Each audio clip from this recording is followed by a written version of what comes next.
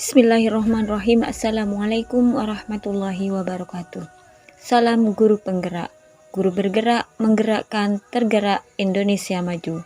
Saya Yuniatul Kamaria dari SD Negeri Larangan Tokol 3, Kecamatan Telanakan, Kabupaten Pamekasan, Jawa Timur.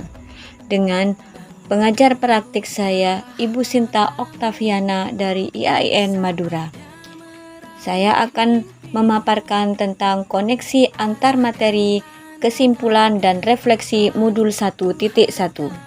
Menurut Ki Hajar Dewantara, pengajaran adalah proses pendidikan dalam memberi ilmu untuk kecakapan hidup anak secara lahir dan batin.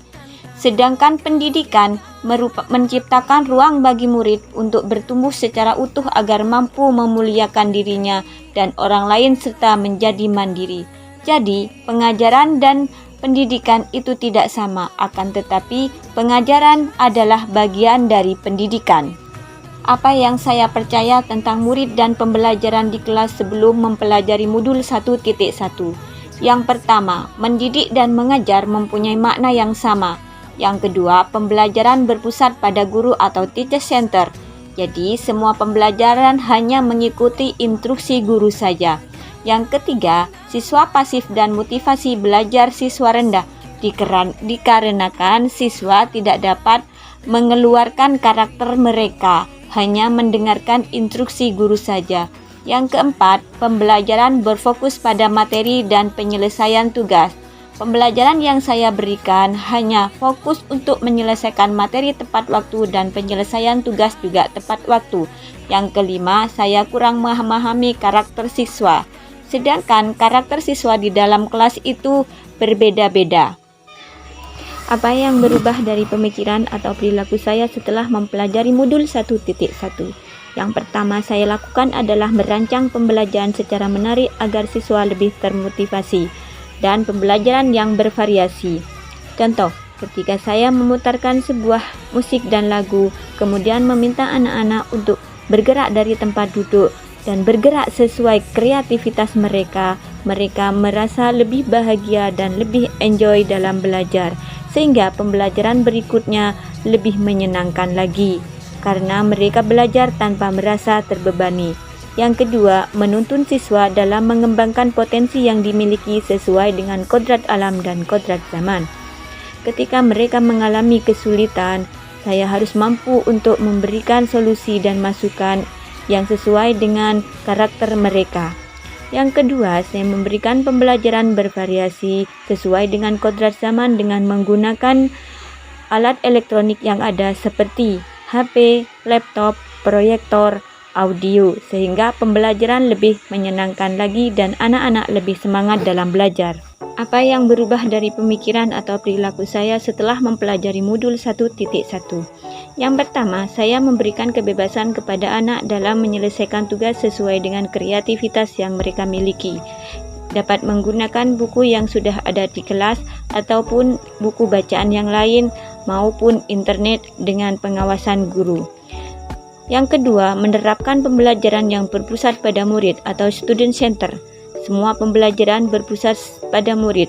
Semua murid boleh mengeluarkan kreativitas mereka. Guru hanya merupakan fasilitator saja.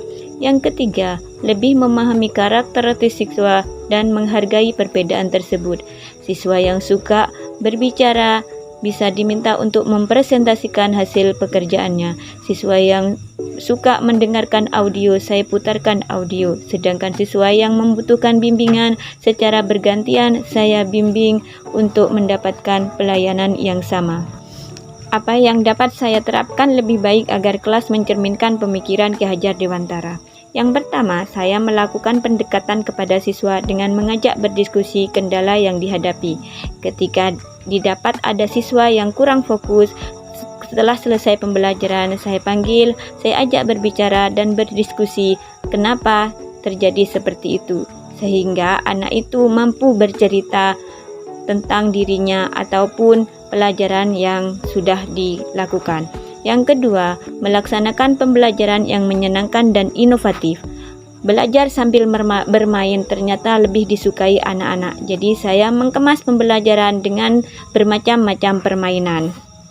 Yang ketiga adalah mengidentifikasi karakter siswa tentang bakat dan minat siswa. Kemudian yang keempat adalah memotivasi siswa lebih semangat belajar dan mencapai cita-cita. Setiap pembelajaran dilakukan secara bervariasi sehingga siswa lebih semangat dan antusias dalam belajar. Yang terakhir, menerapkan sistem AMONG, yaitu pendidikan yang menuntun bukan menuntut. Setiap siswa membutuhkan bimbingan, jadi harus mampu untuk membimbing siswa sehingga dapat menumbuhkan kreativitas dan minat mereka. Karena siswa merupakan garis putus-putus dan guru harus mampu menebalkan garis putus-putus mereka sesuai dengan karakter yang dimiliki secara individu. Jadi, apabila kita mengajar dengan ikhlas, insya Allah akan dapat mencetak generasi bangsa yang berkompetensi dan berakhlak mulia. Terima kasih. Wassalamualaikum warahmatullahi wabarakatuh.